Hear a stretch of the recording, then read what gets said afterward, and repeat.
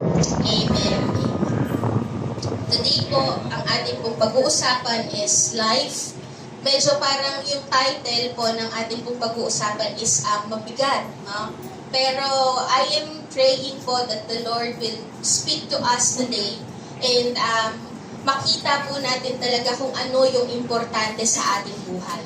Okay? And kung saan nga ba talaga dapat nakatuon ang ating mga mata, ang ating isipan, at ang ating mga puso. So ito po yung title natin, Life, Death, Eternity. Pakisabi po, Life, Death, Eternity. So we will talk about that. And yun po kasi yung diniscuss din po ni Solomon. We are still in our series na Life Pursuit sa Ecclesiastes 9:2-3. Na-obserbahan po ni Solomon dito sa Ecclesiastes 9 at diniscuss po niya yung patungkol sa buhay ng isang tao, patungkol sa kamatayan, at patungkol sa eternity.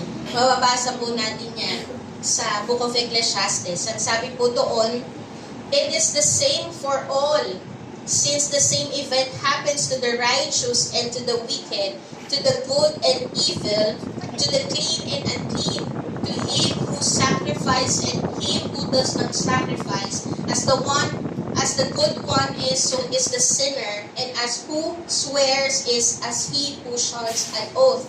This is an evil in all that is done under the sun, that the same event happens to all.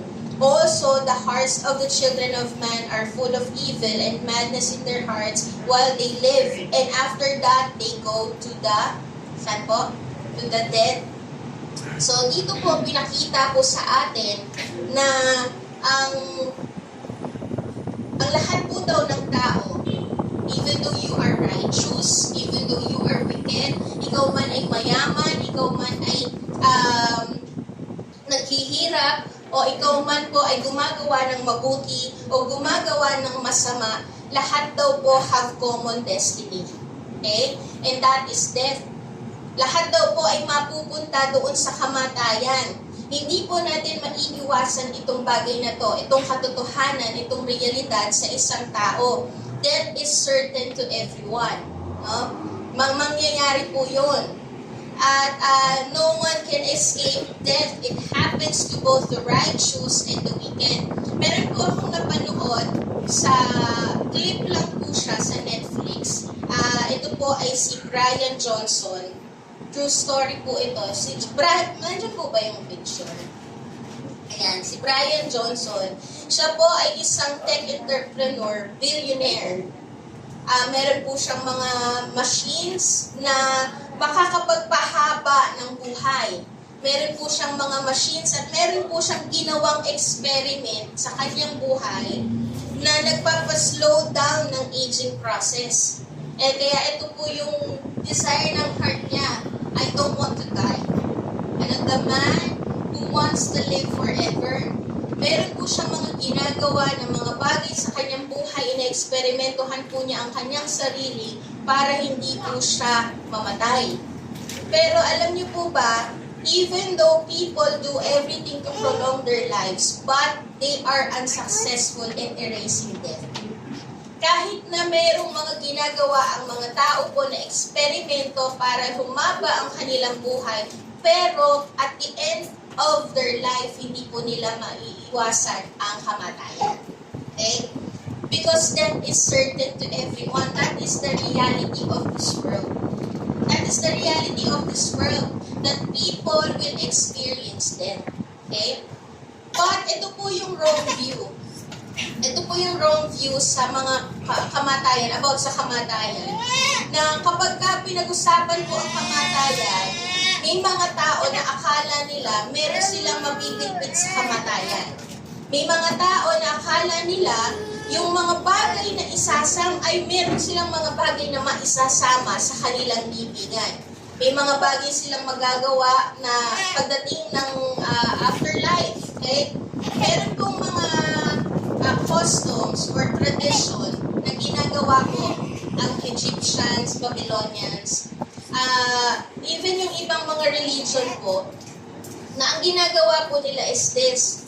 Kagaya ng mga Egyptians po, ginagawa po nila, may mga dinadala po silang mga slave. Ang mga Pharaoh po, kapag po sila ay namatay, sila po ay mamamatay ng hindi mag-isa. Isasama po nila yung mga favorite slaves po nila, favorite baker nila, favorite cook nila sa kanilang libingan. Kasi ang thinking nila, maisasama nila yon sa afterlife. Okay? Na ang thinking nila, sila ay makakasama to have comfort in their afterlife. Yun po yung thinking ng mga Egyptian. Kaya kung papansinin nyo, napakalaki ng kanilang tomb. Yung pyramid, that's the tomb. Tomb po yun. Kasi meron po silang dinadala din ng mga gamit. Mga gamit na akala nila, magagamit nila sa afterlife. Okay? Ganon din sa iba, mga Buddhist, Babylonian people, they are placing food sa tomb. Okay? Naglalagay po sila ng mga food doon sa mga tomb at nag-o-offer sila kasi ang thinking nila, magagamit nila yon. Baka magutom. Okay? Iyon yung thinking nila. Kailangan nilang busog sa afterlife. And minsan, ang iniisip din po ng mga Babylonian, kailangan nilang mag-offer ng food kasi kapag hindi nila na-please yung mga umaalis na o departed ghost, departed spirit, baka balikan sila. Ganoon yung thinking nila, mga maling view about death. Na minsan iniisip din ng iba sa ibang religion, na yung reincarnation. Alam niyo po yun? Yung papi na lang tayo sa next life. Ganon. Reincarnation yan. Yung babalik ka sa mundo, kapag ka mabuti ang ginawa mo dito sa mundo at namatay ka, ang pagbalik mo dito sa mundo ay magiging mabuti rin ang iyong kalagayan. Kapag ka naging masama ka, kapag bumalik ka dito sa mundo, baka maging ipis ka. Ganon. Yun po, baka ang spirito mo ay mapunta sa ipis.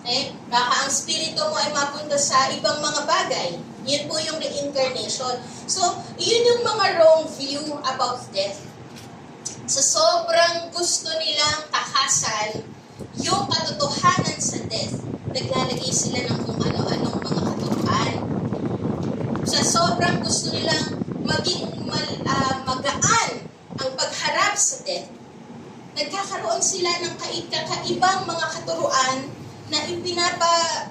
na sinasalin sa mga kanilang mga generation from generation. Okay?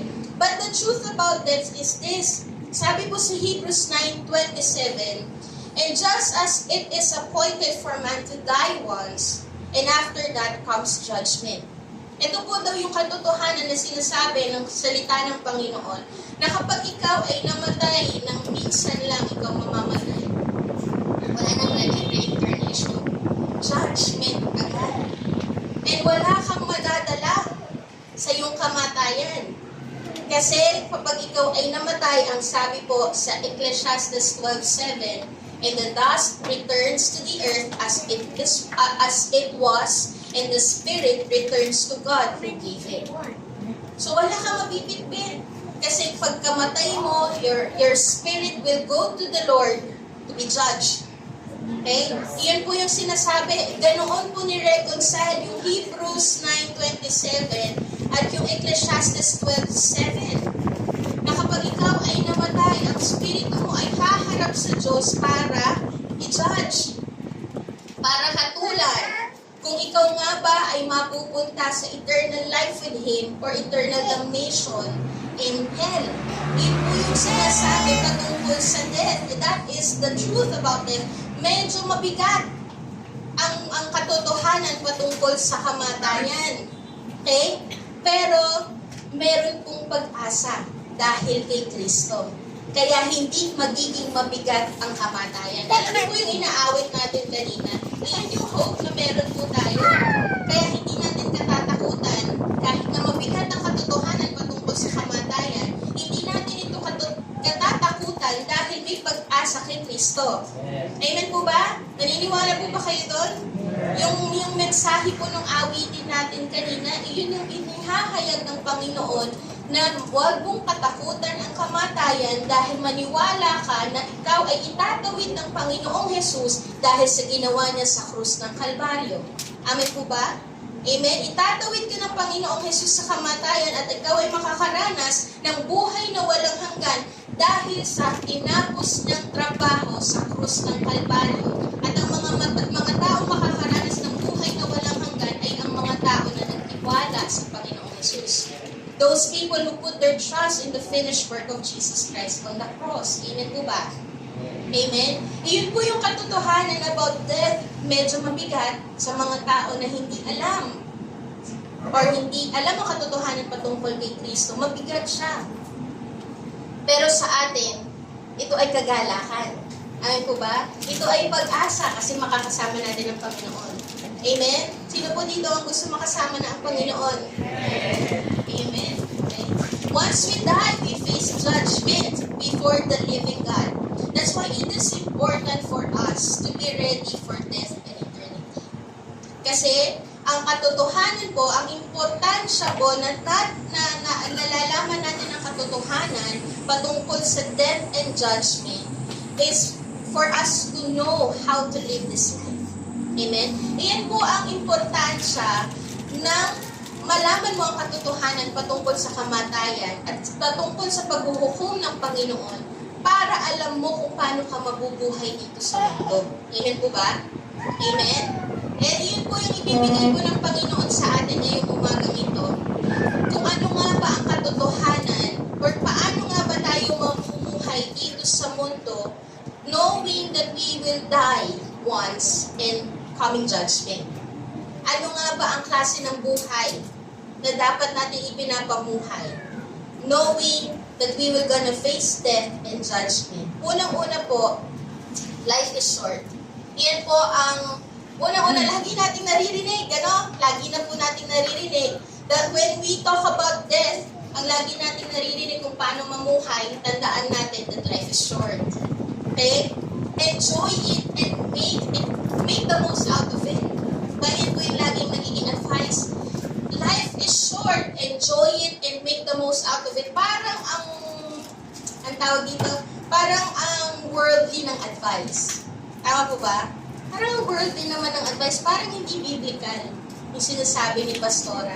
Pero alam niyo po ba, sa Bible po, ini-encourage po ng Panginoon to enjoy the gift that God has given us. Okay? Hindi po niya inaalis na mag-enjoy tayo doon sa mga bagay na binibigay na sa atin. Doon sa gift of life. That life is a gift from the Lord, so you need to enjoy that life. Amen po ba? Ang kamatayan po ay nagpapahayag po sa atin ng katotohanan na ang buhay dito sa mundo ay maiksi lamang. So you need to enjoy it. Baka sabi po, enjoy it.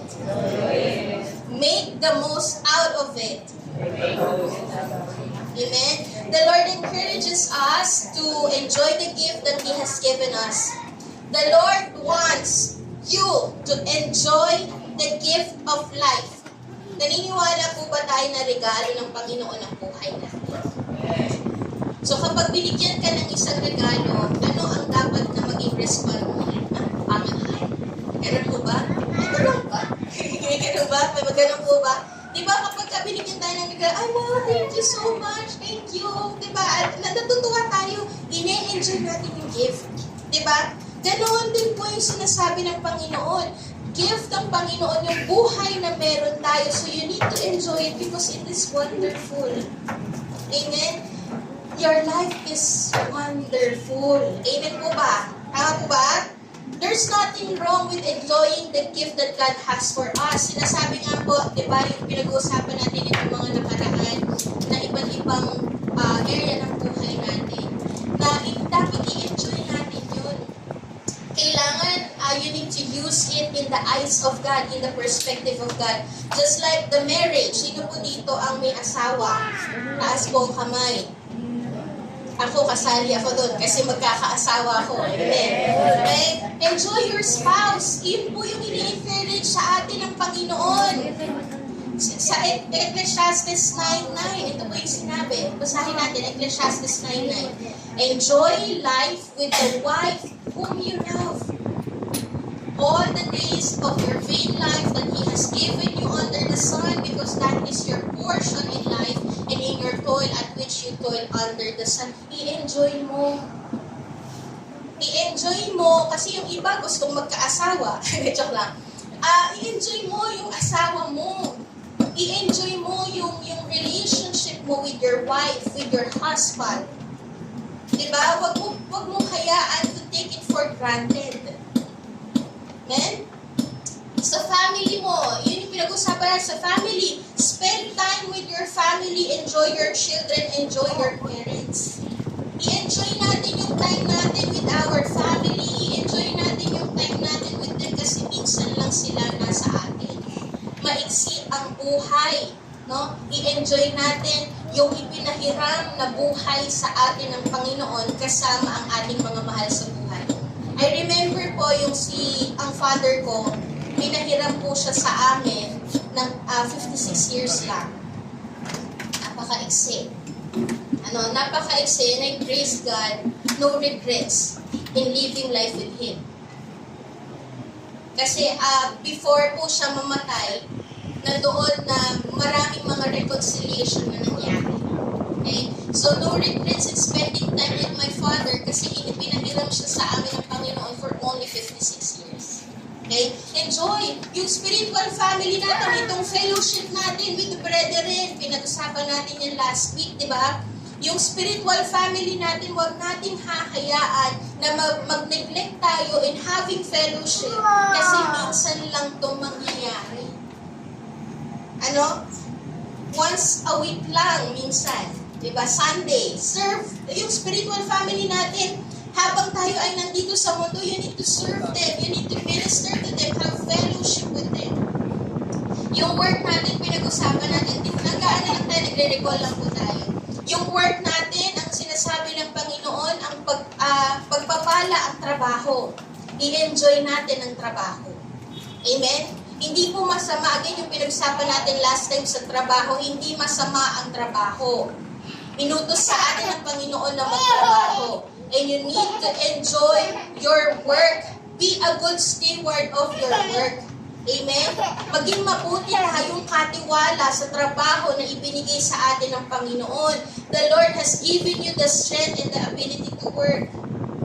Amen po ba? I-enjoy mo yun kasi binigyan ka ng kalakasan ng Panginoon at abilidad para magtrabaho. So you need to enjoy your work.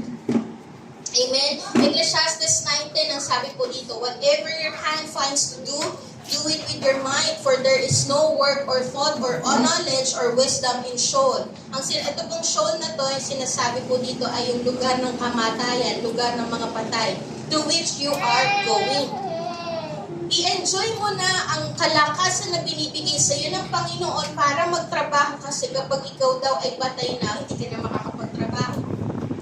Wala nang trabaho. Okay?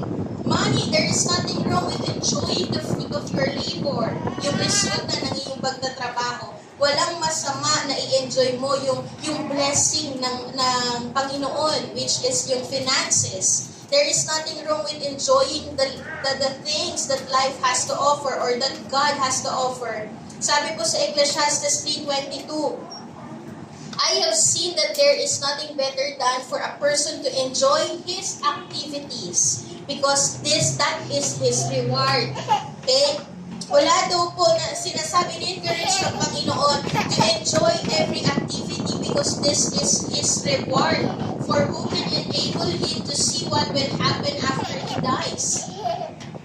Sa Ecclesiastes 9:7 ang sabi po dito, go eat your bread and with joy. Go eat your bread with joy and drink with a merry heart, for God has already approved what you do.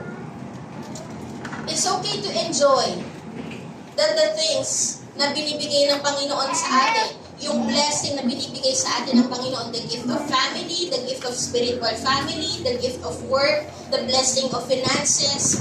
Ecclesiastes 3:12-13, ang sabi po dito, I perceive that there is nothing better for them than to be joyful and to do good as long as they live.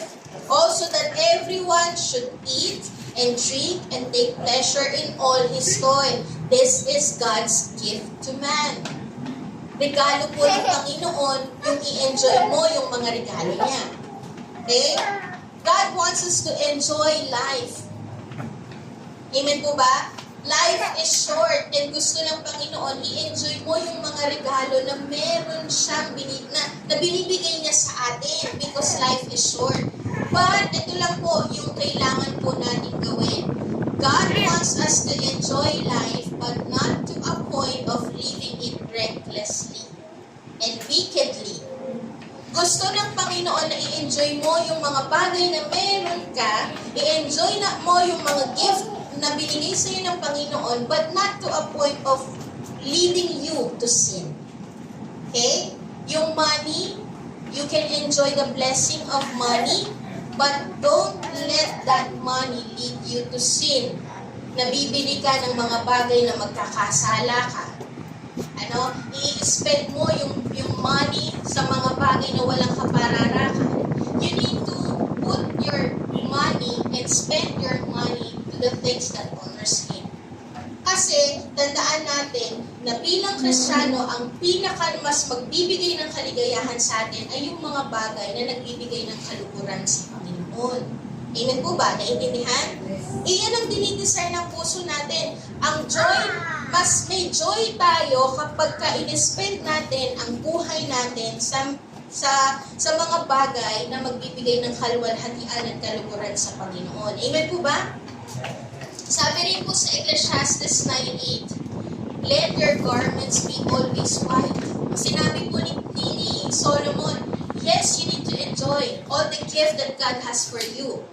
But remember this, let your garments be always white. Remember this, huwag mo pa rin hahayaan na marumihan ka by enjoying the gifts that God has for you. Okay? Yun po yung sinasabi. Let not oil be lacking on your head. You must enjoy life na namumuhay ka pa din ng may kabanalan. Ine-enjoy mo yung gift, yung family. Ine-enjoy mo yung spiritual family. Ine-enjoy mo yung work mo, not to the point na ine-neglect mo ang oras sa Panginoon. Ine-enjoy mo yung blessing, not to the point na you are spending it recklessly and wickedly. Okay? Shopee ng Shopee, add to cart ng add to cart, nang wala namang kabuluhan. Ano po? Kailangan, ang sabi ng Panginoon, i-enjoy mo ang buhay mo na namumuhay ka pa rin ng may kabanalan. Amen po ba? That you are still spending your life in honor God, in honoring God. Amen? You need to live your life in purity, enjoy life, but still keep your clothes white. Ito yung sinasabi. Enjoy the gift that God has for you, but still, you need to guard your life. You need to guard your life, to keep your life pure, to keep your clothes white, malinis pa rin.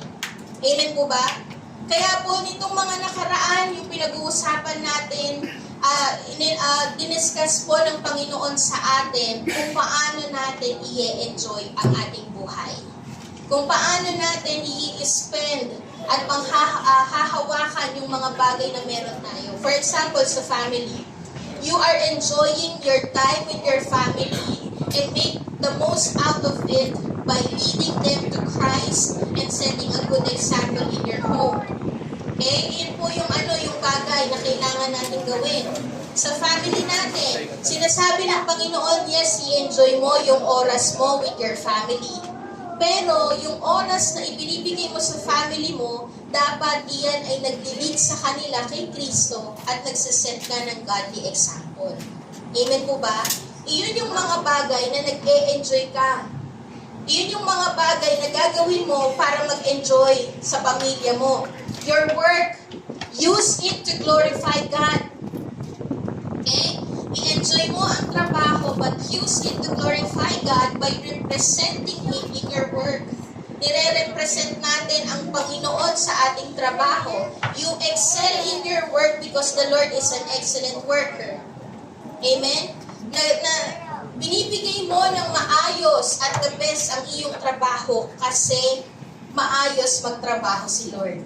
Amen po ba? Your money, you enjoy it by being a good steward. Amen? Iyon po yung mga bagay na sinasabi ng Panginoon na enjoy it but live in purity. Enjoy life but still live in purity. Lahat ng area ng buhay natin must point to Jesus. Jesus Christ. Diba yun po yung pinag-usapan natin sa power of purpose? All the things that you have must point to Jesus Christ. All the things that you have must point to honor the Lord. Amen po ba?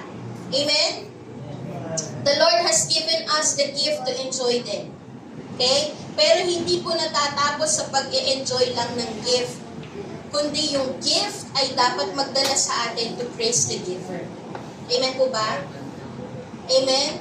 Yung gift of having a wife. Sino po dito yung merong mga asawa? Katabi po ba ninyo ang inyong asawa?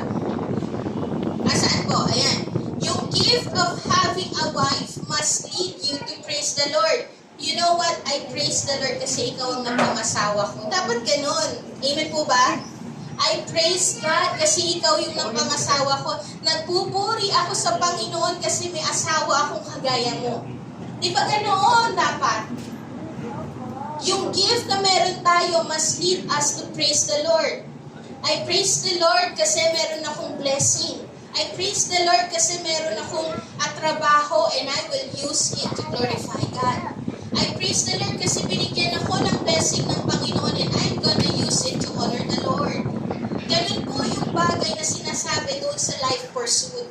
Hindi po nahihinto sa enjoying the gift lang. But the gift must lead you to praise the giver. Naintindihan po ba? Naintindihan po? The gift that you have in your life must lead you to praise the giver and to honor the giver. And that is the Lord. Amen? So, life is short. Dahil po haharap tayo sa kamatayan and judgment, ang katotohanan patungkol dito is life is short. Make the most out of it. Enjoy it. Amen po ba? And hindi lamang po i-enjoy, but make it count. Life is short, so make it count. Amen po ba? Huwag nating sayangin ang ating buhay. Maiksi lang ang buhay. Alam ko po, naririnig na natin itong example na to about dun sa rope. But you know what? Kagaya po nitong kable na to, ang buhay po natin ay napaka-iksi. Ang buhay natin ay parang ito lang, itim lang. Itong part na itim lang na to. And ang eternity po ay napakahaba. Ano? Itong buhay na to, na napaka-iksi lang, huwag mo na pong sayangin na mamuhay sa galit. Nakikita niyo po ba yung sinasabi ng Panginoon sa atin ngayong umagang ito? Na life is short. Maiksi lang ang buhay natin dito sa mundo. So make it count. Huwag na nating sayangin. Itong ganitong maiksing buhay na to, huwag mo na itong sayangin na mamuhay sa galit. Huwag mo na itong sayangin na mamuhay na puno ng pagrereklamo. Tama po ba?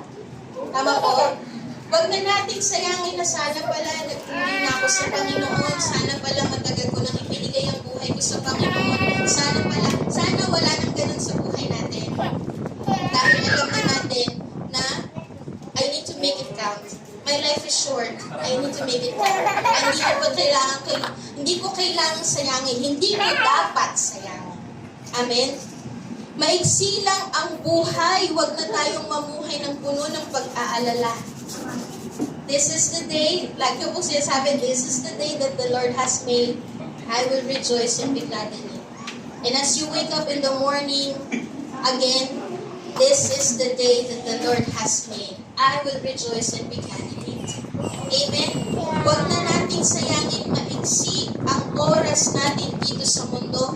Huwag nating sayangin para ilaan sa mga bagay na walang halaga. Amen po ba? Huwag na nating sayangin ang buhay natin. If the Lord is telling us in this lifespan na to, if the Lord is telling us to forgive, you forgive. Amen po ba? If the Lord is telling us to let go and surrender the things that ruin your life, yung napakaiksing buhay na to, hinahayaan mo pang masayang, sinasabi ng Panginoon, i-let go mo na, i-surrender mo na. Kasi ayoko yung maiksing buhay na to na masayang pa at masira pa. Amen? Amen po ba? If the Lord is telling you to let go and surrender in the things that ruin your life, you surrender. Amen po? Huwag na nating sayangin. Huwag na nating sayangin yung mga oras na dapat inilalaan natin sa mga tamang bagay. Amen po ba? Huwag nating ipagpabukas ang pagsuko natin sa Panginoon. Amen? Maiksi lang ang buhay. Huwag nating ipagpabukas ang pagsuko sa Panginoon because tomorrow might be too late. Huwag po nating ipagpabukas yung maging mainit tayo sa Panginoon. If the Lord is telling you, bumalik ka na sa pagiging mainit sa Panginoon, huwag mo nang ipagpabukas kasi maiksi lang ang buhay. Amen po ba? Huwag na nating ipagpabukas ang paglilingkod natin sa Diyos. Kapag sinasabi ng Panginoon, laging sinasabi ng Panginoon dito sa pulpito, maglingkod ka na sa Diyos, maiksi lang ang buhay. Alam niyo po, ang tamang araw at tamang oras para maglingkod ka sa Panginoon ay ngayon na. Amen po ba? It is today, it is now. Amen? You must spend this life in preparation of eternity. Don't waste your life because life is short. Amen? Pangalawa po, dito na ba tayo magtatapos? There is eternity. Because of the truth that you are gonna face death and judgment, meron pong eternity na nakalaan sa atin. There is eternity, so set your mind on things above. There is eternity, at ang ini-encourage mo ng Panginoon is ituon mo na ang iyong pag-iisip, ang iyong mga mata sa mga bagay na makalangit.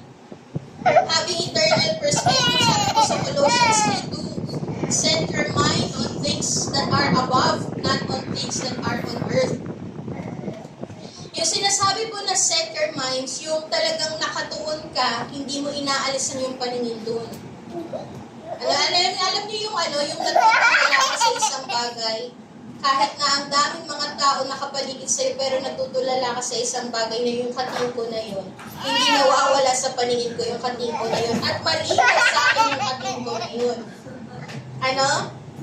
Kasi nakatuon ng aking pag-iisip at ng aking mata doon sa bagay na yun. Kahit malayo siya, alam kong kating ko siya. No? Ganoon din po sa buhay natin sa Panginoon. Kahit magulo ang paligid natin, pero kapag nakatuon ka sa mukha ng Panginoon, alam mo na nandiyan ang Panginoon sa buhay mo, hindi ka iiwan, hindi ka pababayaan, at patuloy na magpo-provide sa buhay mo. Amen po? Kilala mo kasi ang Panginoon dahil nakatuon ka sa Kanya. Alam mo ang kilos ng Panginoon. Kahit magulo ang nangyayari sa paligid mo, pero dahil nakatuon ka sa Panginoon, alam mong ikilos siya. Amen po ba? Amen? Huwag mong alisin ang sinasabi ng Panginoon sa atin. Kahit nandito tayo sa mundo, maraming kaguluhan, maraming suffering, maraming iniintindi, maraming concern sa buhay. Pero huwag mong aalisin ang paningin mo sa Panginoon. Huwag mong aalisin yung paningin mo at yung paningin mo sa Lord at ilaan mo yung buhay mo doon sa mga bagay na patungkol sa eternity. Yun po yung sinasabi ng Panginoon. Na habang tayo ay namumuhay dito sa mundo, ang paningin natin ay nakatuon dapat sa Lord. Amen? Meron pong example sa Bible na namali ang tuon sa Panginoon, namali ang tuon ng kanyang mata. Okay? Example, meron na isang character sa Bible na natuon po siya sa mga bagay dito sa mundo. Naging mali ang pagtuon ng kanyang mga mata, kaya naging mali ang pagtuon ng kanyang buhay. Okay? Kapag mali ang pagtuon ng iyong mga mata, mali din po ang patutunguhan ng iyong buhay. Yun po yung tandaan natin. Kaya it's important to set your mind, to set your eyes, to fix your eyes upon the Lord. It is important. The reason bakit sinasabi ng Panginoon, fix your eyes on Jesus. Set your mind on things above. Kasi maraming mga bagay dito sa mundo ang magdidistract sa'yo. Okay? At kapag may na-distract ka at natuon ka doon sa mga distraction, panigurado susunod ang buhay mo sa mga maling bagay. Kung saan nakatuon ang iyong mata, iyon ang magiging labas ng buhay mo. Yun po yung tandaan natin. Kung saan nakatuon ang iyong mata, iyon ang patutunguhan mo. So kung nakatuon ka sa Panginoon, hindi ka maliligaw. Amen? Kung nakatuon ang iyong mga mata, nakatuon ang iyong isipan sa Panginoon, hindi ka maliligaw. Kasi kapag mali ang pagtuon ng iyong mata, mali din ang patutunguhan ng iyong buhay. Example po ay si Asaph. Sino po yung nakakakilala kay Asaph? Sa Psalm 73, siya po ay isang worship leader under ni David. Okay?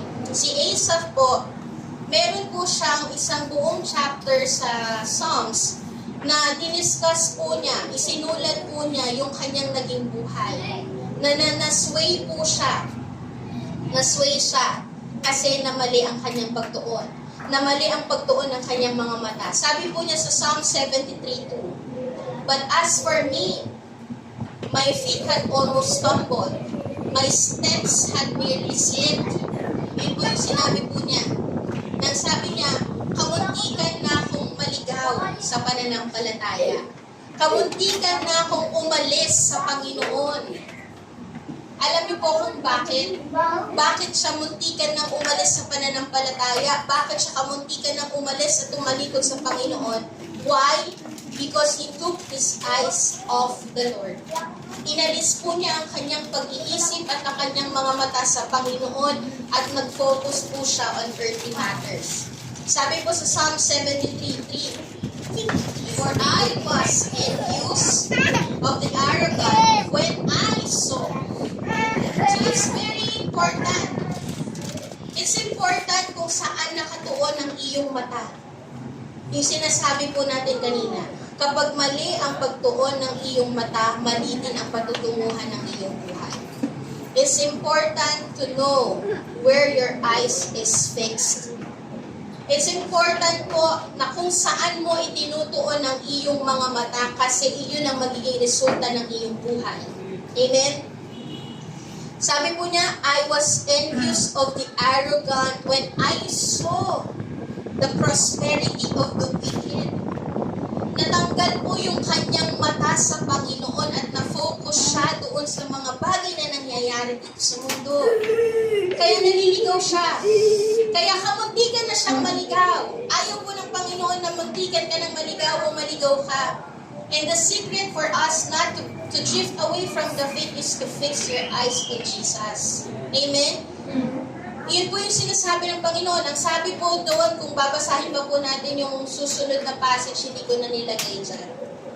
Ang sabi po ni Asaph, he focused on the prosperity of the wicked. Ang sabi niya, mayabang yung mga tao, lagi nag-iisip ng masama, namumutya, nananakit, nandaraya, pero sila pa yung malusog. Sila pa yung hindi nahihirapan. Sila na yung nagiging masama sa harapan mo, O Diyos, pero sila pa ang yung mayaman. Iyon yung naging mata. Iyon yung naging focus ng mata ni Asaph. Sila pa yung gumiginhawa, sila na nga yung namumutya, sila na nga yung nananakit, sila pa yung gumiginhawa ang buhay. Doon na focus ang mata ni Asaph. Kaya ang nangyari, nag-waver ang kanyang faithfulness at devotion sa Panginoon. Ito po yung mababasa natin sa Psalm 73:13-14. Alam niyo po, makaka-relate po tayo sa buhay ni Asaph.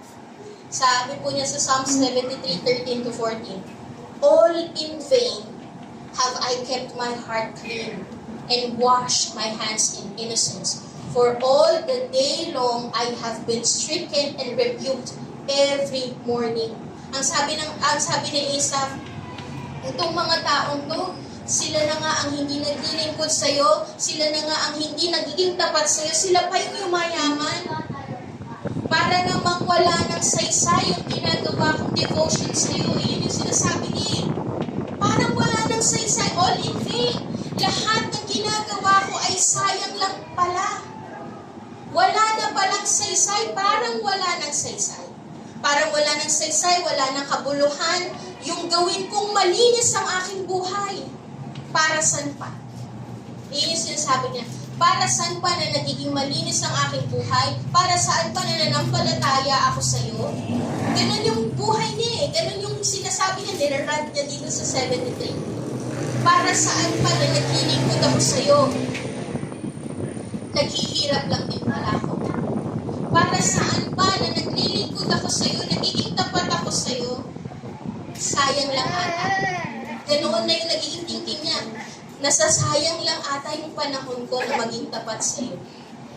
Iyan yung nagiging buhay niya ngayon. Alam niyo po, ito po ang nagiging nagiging dilema ng mga tao na naalis na ang kanilang paningin sa Panginoon at tumingin na sa mga bagay dito sa mundo. Ang delikado pananampalataya.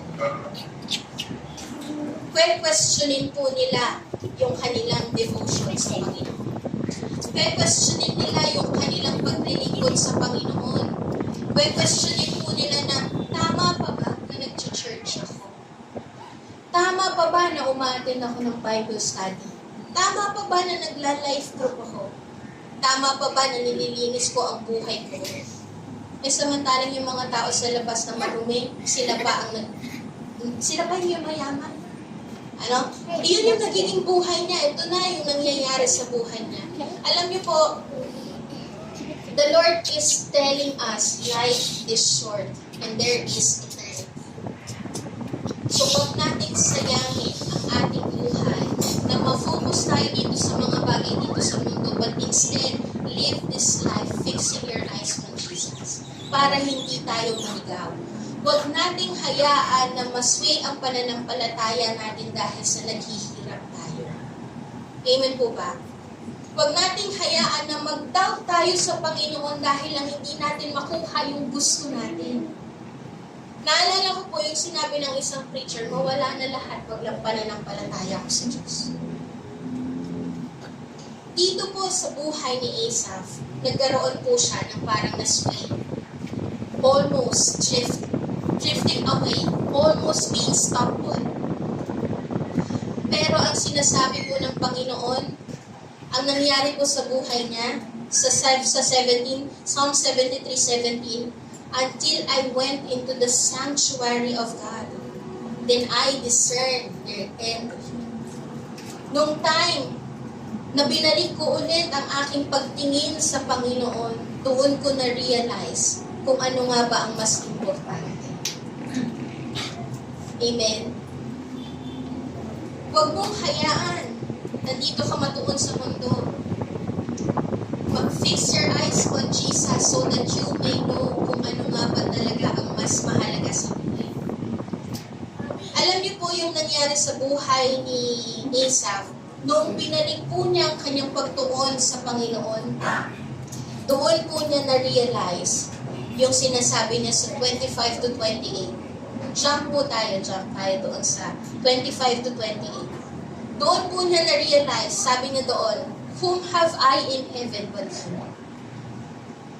When he refocused his eyes, nung finix na niya yung kanyang isipan sa Panginoon, nung bumalik po siya sa presensya ng Panginoon, doon po niya na-realize kung ano ang mas importante. Ang sabi po niya, whom have I in heaven but you? And besides you, I desire nothing on earth. Nung bumalik siya sa Panginoon, na-realize na, Lord, wala pala akong ibang naisin kundi ang presensya mo lang. Wala pala akong ibang naisin kundi ang mamalagi na maranasan ka. Wala pala akong ibang naisin kundi ikaw lang. Why? Because you are the strength of my heart. Amen? My flesh and my heart fail, but God is the strength of my heart and my portion forever. For behold, those who are far from you will perish. You have destroyed all those who are unfaithful to you. But as me, ito ba yung sinasabi niya? But as me, the nearness of God is my good. Yes, nararanasan ko ang paghihirap, pero yung mapalapit sa'yo, yun yung pinakamasarap.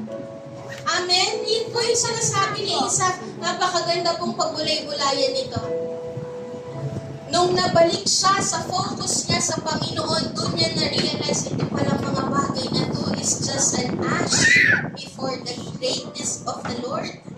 Amen? Kasi wala palang ibang masasarap kundi ang mapalapit sa Panginoon. The nearness of God is my good.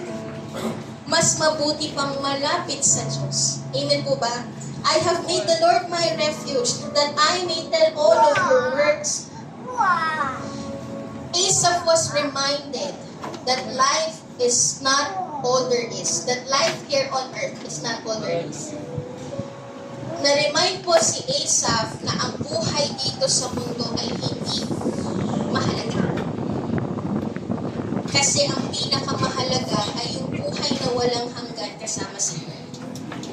Ang pinakamahalaga is ang presence ni Lord. Better is one day in your course than 1,000 elsewhere. Amen? He was reminded na kaya hindi ka komportable dito sa mundong ito kasi this world is not your true home. Amen? That we are not home yet. Ang tunay nating tahanan ay sa presensya ng Diyos. Ang tunay nating tahanan ay sa piling ng Diyos. Amen po ba? Amen? Iyon po yung sinasabi. Kaya kung papansinin niyo po sa mga disciples, ang mga disciples po, they are willing to suffer for Christ. They are willing to experience difficulty para lang sumunod sa Panginoon. Alam niyo po kung bakit? Kasi alam ng mga disciples na yung ino-offer ng Panginoong Jesus na buhay na walang hanggan ay totoo at sigurado. Alam ng mga disciples na ang buhay nila dito sa mundo ay matatapos din at may naghihintay sa kanila na mas magandang buhay sa langit.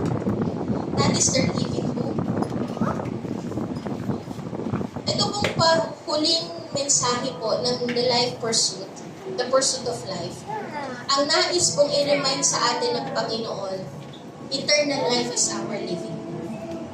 Yes, nahihirapan ka dito sa mundo, pero may kasiguraduhan po tayo na mayroong masarap na buhay na nakaabang sa atin.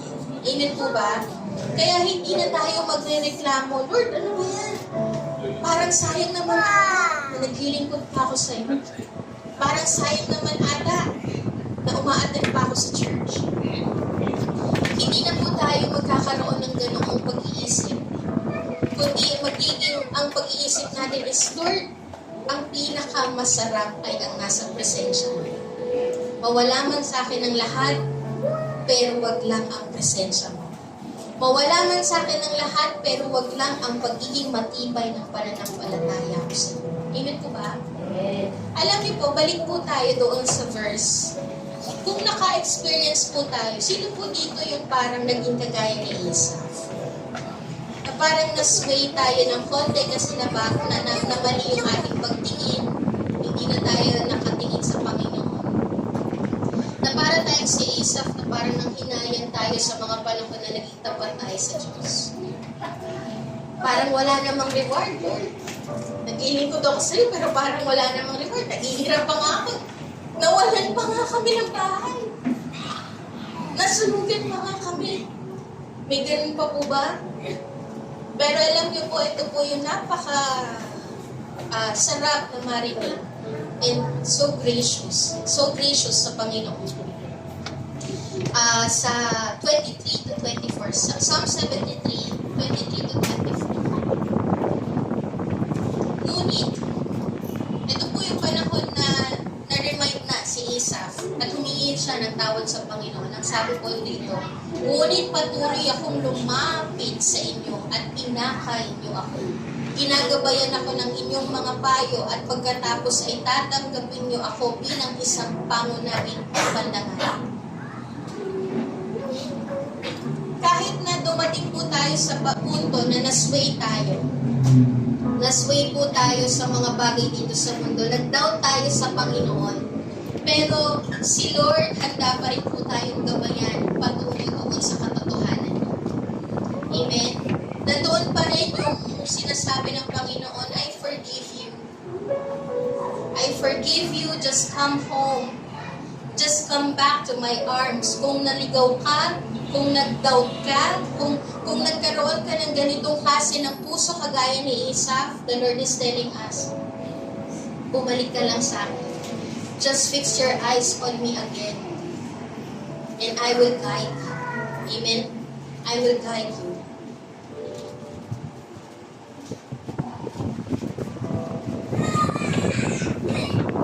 Kaya po tandaan po natin that it is better to suffer here on earth than to suffer for eternity.